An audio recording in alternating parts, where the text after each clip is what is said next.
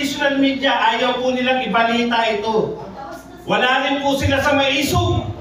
Wala rin sila sa mga pagtitipon na ganito. Hindi po ba balita to?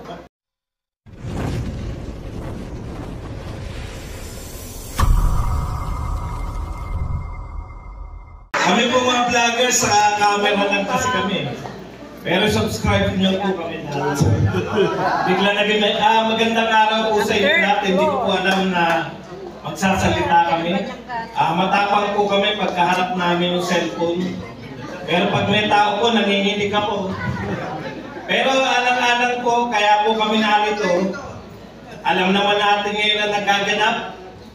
Yung pong ating media, maliban sa SMNI, ay naglaho na po. No?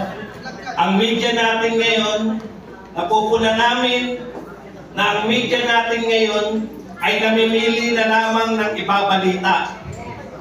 Hindi na po sila nagbabalita ng mga katotohanan na nangyayari sa Pilipinas. Kaya nariyan po kami. Kaming mga vlogger ang naroon tuwing may maisog, nagbibigay sa inyo ng tunay na balita. Kaming mga vlogger na ang nagbabalita na mayroong mga mamamayan dito sa Pilipinas na gusto ng palayasin. Sila yun, mga leader. Nagbabalita lang po kami. Importante po na mayroong magbalita nito dahil takot. Hindi ko po maintindihan. Ang media natin ay takot maliban sa SMNI.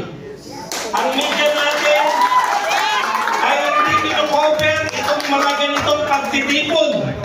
Wala po kayong nakikitang ABS-CBN, GMA, Inquirer, Philippine Star. Narito po ang mga vlogger. Kami na po ang pumalit sa tunay na media. Ang mga vlogger na po, itinitiglan ako na ngayong araw na ito.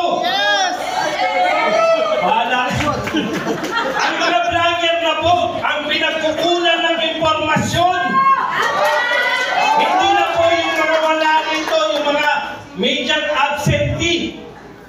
Absentee po sila. Hindi na natin sila nakikita.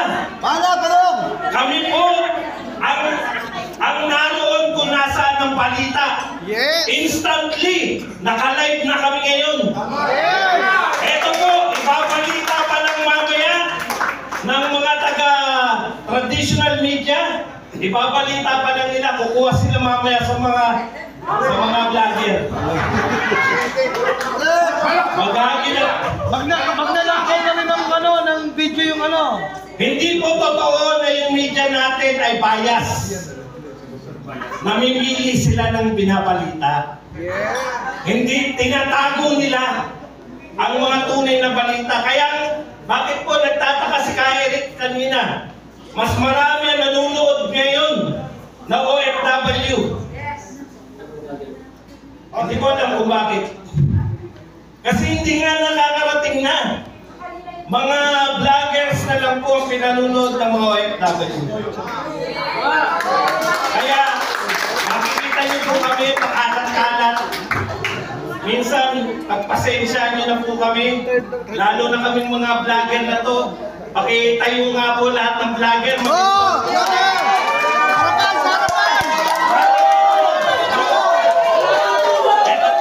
Importante po to. Importante to sa amin mga vlogger.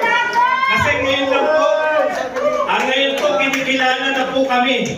Okay, dati po, minsan lang kami lumulusot. Pag may activity, natatandaan ko nung panunumpa po ni BP Sara Duterte. Kung saan-saan po kami lumulusot. Kasi hindi po kami nire-recognize. Hindi naman kami pinagtatapuyan. Lumulusot kami kahit ayaw nyo. Sa liit namin ito. Kinikilala na kami. Maraming salamat sa mga leaders. Una pa kami kinikilala. Wala na kami kinikilalanin. Wala yung traditional media. Nasaan po yung traditional media? Ayaw po nilang ibalita ito. Wala rin po sila sa maisog. Wala rin sila sa mga pagtitipon na ganito. Hindi po ba balita to? Balita po ito. Yes! Ito po ang, kung kayo po ay pakikinggan niyo yung pangkaraniwang mamamayan, ito po yung gusto nilang marinig. Ito po yung mga sinasabi nila. Yung mga sinasabi ng mga leader natin. So maraming salamat sa mga pagtitipong ganito kay Eric. At sa lahat po, kalakamin itong kalakado. At sa lahat po na narito, mga taga-Emeryville, maraming salamat po sa pagkilala sa aming mga maliliit na super malaki din at iba sa amin. Maliliit pa rin kami sa lahat. So, natutuwa po kami. Kahit hindi po kami sanay magsalita sa harap ng maraming tao. Hindi pa ba yan? Practice mo rin yung practice. Hindi kami sanay. Tuloy-tuloy mo na yan! Hindi kami sanay. Siyempre, sa pangwawakas po, maraming salamat sa mga viewers namin. Yan po ang dinasa. Yes! Yes! Thank you very much. Maraming salamat. Thank you. Bistak! Ikaw si Bistak. Ano pala?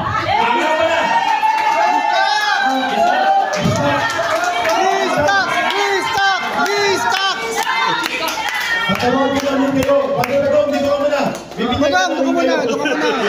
Patawagin namin sila, mga kababayan, sa araw na ito sa paglulunsad ng Marcos Aristian, kung saan ang daloy ng kasaysayan at boses ng mamamayan. KP, halika.